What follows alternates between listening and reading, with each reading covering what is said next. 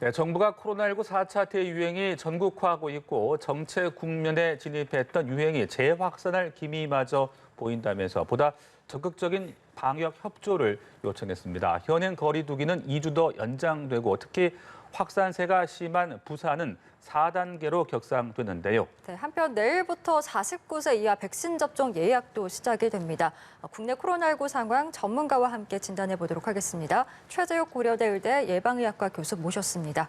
어서 오시죠. 네, 안녕하세요. 안녕하십니까. 자, 코로나19 확진자 집계 상황 주말 기준 또 최다 확진자가 나왔습니다. 그리고 비수도권의 확진자 수가 처음으로 또 700명대를 넘어서기도 했는데요. 이렇다 보니까 이게 숫자가 좀 줄어드는 게 아니라 오히려 더 늘어날 수 있다. 이런 지금 전망까지 나오고 있습니다. 어떻게 상황을 보고 계십니까? 네, 지금 뭐 말씀하신 대로 비수도권에서의 확진자 숫자가 계속 증가하는 것이 가장 큰 우려 사항이 되겠죠. 네네. 지금 42%가 지금 됐습니다.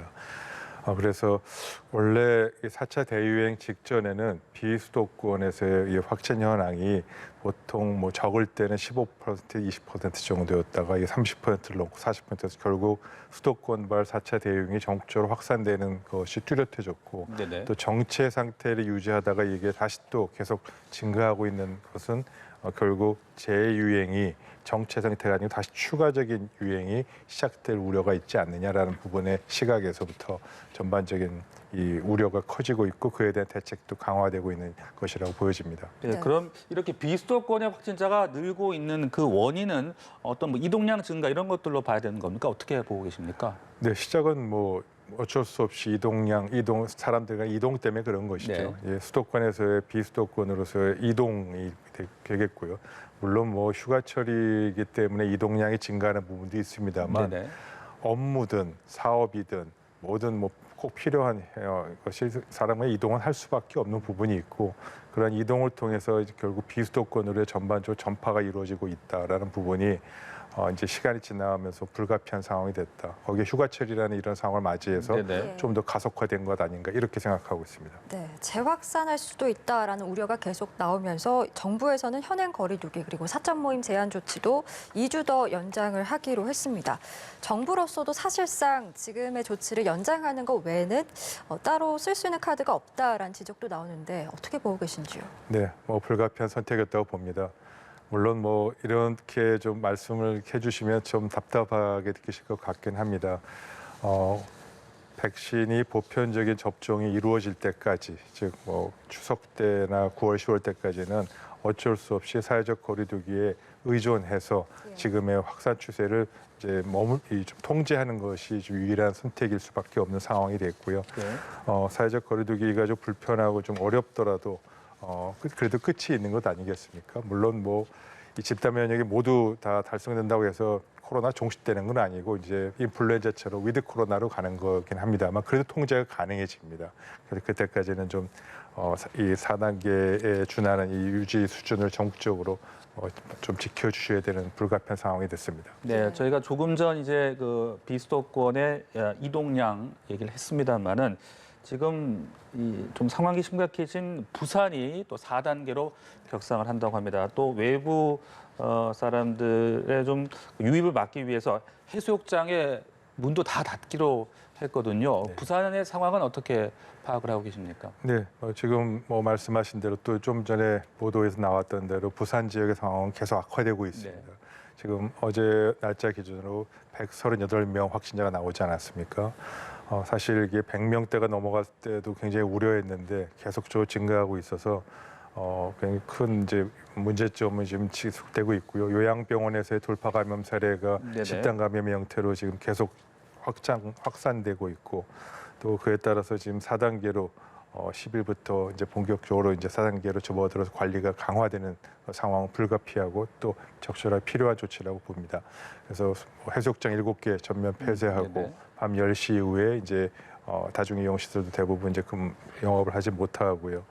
사적 모임은 6시 이후로는 2명 이상은 안 되는 서울 수도권과 동일한 상황으로 당분간 이렇게 해야만 이 통제가 어느 정도 그래도 좀 가능해질 수 있지 않을까 그렇게 생각합니다. 네네. 모두가 방역 수칙을 잘 지켜야 할 시기임에도 불구하고 이게 장기화되다 보니까 느슨해지는 사례들도 계속해서 나오고 있는 것 같습니다. 서울 강남의 한강 선상 카페에서 마스크를 쓰지 않고 춤을 추던 사람들이 당국에 적발이 됐는데 이게 마스크를 쓰지 않고 이렇게 또 음주가무를 곁들인 행사였기 때문에 더더욱 감염에 대한 위험이 큰 사례 아니겠습니까? 이 사례는 좀 어떻게 보시는지요? 네, 매우 좀 유감스러운 사례가 되겠습니다. 지금 개인 방역, 즉 마스크 착용과 개인 위생 철저 부분을 전제하고 다중이용시설도 일정 부분 이제 영업을 할 수 있고 또 이용할 수 있게 돼 있는 거 아니겠습니까? 따라서 이용객 차원에서 마스크 착용과 이 개인위생 철저 부분은 반드시 필요하고요. 그렇지 않으면 감염은 언제든지 확산될 수 있다. 그리고 그것이 꼭 사적 모임 2인이 아니라 여러 사람이 모여 있는 공간에서는 그러한 네. 불특정 다수에게 감염이 될 수도 있고 또 감염을 전파시킬 수도 있기 때문에 매우 좀 우려스러운 부분이고요. 이용객의 적극적인 협조와 또 이건 명백한 불법 사항입니다. 예. 또 이 관리하는 이 사업주의 관리상의 책임이라든지 여러 가지 그런 부분도 따져서 정확하게 문제점이 있는지를 찾고 이 부분을 좀 해결해 나가야 될 것 같습니다. 네. 자, 이렇게 확진자 수가 계속 지금 증가를 하고 있고 또 특히 위중증 환자가 많이 증가를 하고 있는 상황이다 보니까 병상이라든지 또 의료 인력들에 있어서 상당히 좀 어려움이 있지 않을까 걱정이 됩니다. 또 폭염과도 지금 사투를 벌이고 있는 상황이잖아요. 지금 의료 인력들, 그 시설들 현황 어떻게 파악을 하고 계십니까? 네, 지금 여러 가지 이제 신규 환자 수가 계속 증가하다 보니까 그에 따라서 비례해서 위중증 환자 수도 증가하고 있습니다. 그래서 지금 위중증 환자 수가 지난달 중순에 한 150명대였습니다. 근데 지금 2배 이상 증가해서 376명의 위중증 환자가 지금 입원해 계시고요. 네네. 그래서 적극적으로 좀 치료를 하고 있습니다만 사실 위중증 환자는 한 번 치료를 들어가게 되면 장기간 치료를 해야 됩니다. 예. 즉 병상이 계속 점유가 돼 있고 어느 시점 돼서 이제 포화가 되면은 급속하게 뭐 위중증 환자 병상 확보하기 좀 어렵지 않습니까? 예. 그 중에서도 이 에크모 치료라는 그 정말 위중증 중증 환자 치료가 있습니다. 에크모 치료 병상 할 수 있는 곳이 시설이 우리나라 전국에 383개가 병상이 있는데 지금 한 10% 정도 37개 병상이 코로나 환자로 지금 채워지고 있습니다. 예. 그러면 결국 일반 의료 체계도 나중에 영향을 받을 수밖에 없고 또 그로 인해서 지금 사망률도 증가할 우려가 있다는 점에서 매우 주목해야 될 상황이고요. 다행히 아직까지는 코로나19로 인한 사망률이 1.01%로 잘 유지는 되고 있습니다만 이렇게 신규 확진자 계속 증가하다 보면 위중증 환자 부분의 치료가 어려워질 수밖에 없고 그러면 네네. 코로나 환자, 일반 치료 환자 모두 사망률이 영향을 받는 상황이 될 수 있어서 주의 깊게 보고 이에 대한 대책을 좀 마련하는 것이 필요합니다. 예, 알겠습니다.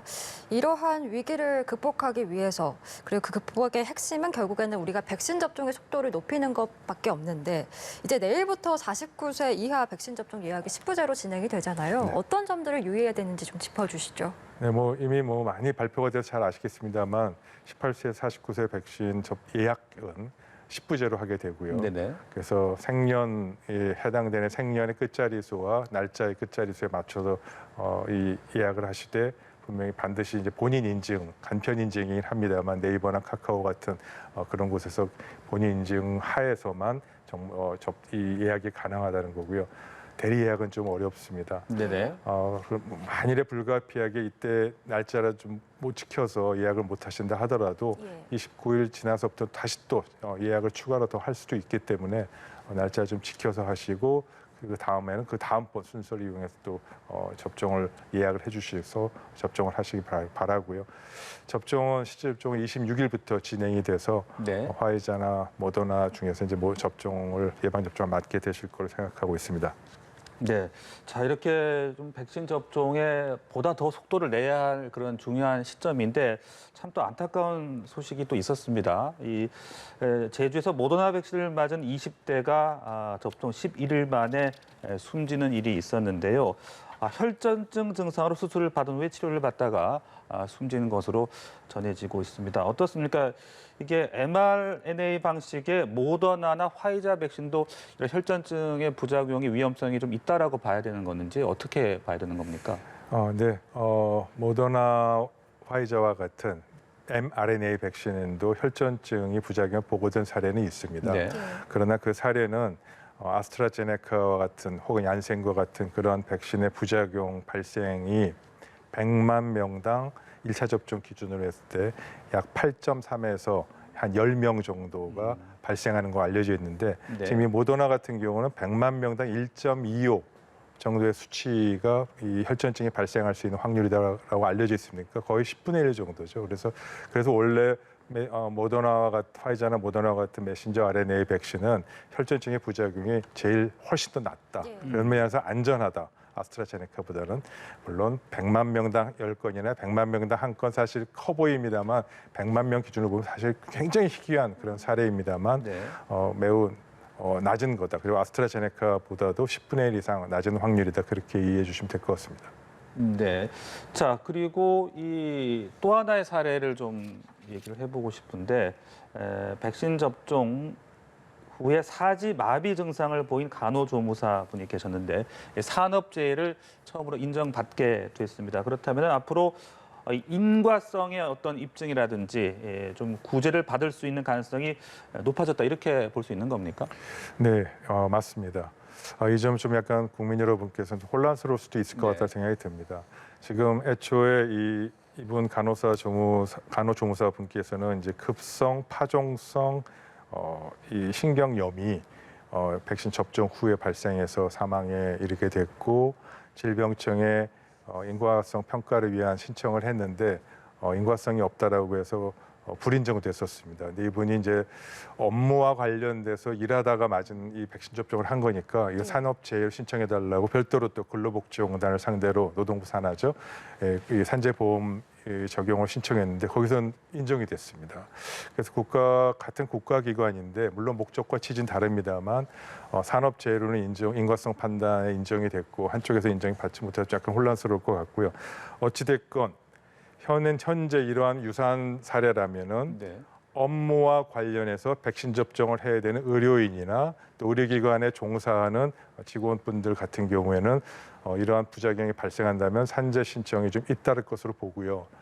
만일 그렇게 된다면 지금 질병청과 근로복지공단 또 그 외 법원이나 다른 여러 정부 산하 기관에서 인과성 판정 기준을 네. 전면적으로 좀 들여다봐야 되고 좀 일치를 좀 해야 되거나 좀 균형을 좀 맞춰야 되는 부분은 있어야 되지 않을까. 안 그러면 자꾸 혼선이 생길 수 있기 때문에 네. 이 점에 대해서는 좀 정부가 주의 깊게 사례를 들여다보고 평가해 보는 것이 좋겠습니다. 얘기가 나온 김에 이 백신을 맞고 난 뒤에 어떤 우리가 좀 특별히 유의해야 될 부작용 그리고 그 부작용의 증상이 나왔을 때 어떻게 대응을 해야 되는지 다시 한번 좀 정리를 좀 해주시죠. 네, 뭐 많이 알고 계시겠습니다만 네. 백신 접종 후에 백신에 따라서 부작용이 약간씩은 다릅니다만 사망에 이르게 될 정도의 부작용은 아까 말씀드린 거의 100만 명당 한 건, 두 건, 세 건입니다. 사실 100만 명당 한 건이라 그러면 네네. 5천만 명 우리 국민 전체를 놓고 보더라도 많지 않는 숫자라는 건 아마 이제 짐작이 되실 겁니다. 그런데 네. 그럼에도 불구하고 이러한 부작용이 발생할 가능성에 제일 중요한 건 첫째, 접종 후에 1시간 정도는 관찰할 것. 예. 그래서 이제 백신 접종 후에 가능하면 20-30분은 최소한 병원에 대기하고 계시다가 귀가하시라고 그렇게 안내해드리고요. 또 부작용이 발생한다 하더라도 보통 3-4일에서 일주일 기간 내에 증상이 발생하게 돼 있습니다. 그때 바로 의료기관에 보건소에 신고해서 상담을 받으시면 또 적절 치료가 잘 됩니다. 네네. 알려진 부작용은 접종 후에 아프고 부종이 일어나고 그런 가벼운 증상보다는 급성 이 과민성 이 알레르기 질환이라든지 심근염 같은 경우는 심장이 불편하거나 가슴 흉통이 있거나 답답하거나 그런 관련된 부작용인데 어떠한 증상이라도 네네. 너무 이건 되고 이건 아니고 따지지 마시고 보건소나 의료기관과 접종기관과 상의해 주시면 좋겠습니다. 네. 백신 접종 후 부작용 발생 시 대응 방법까지 알아봤습니다.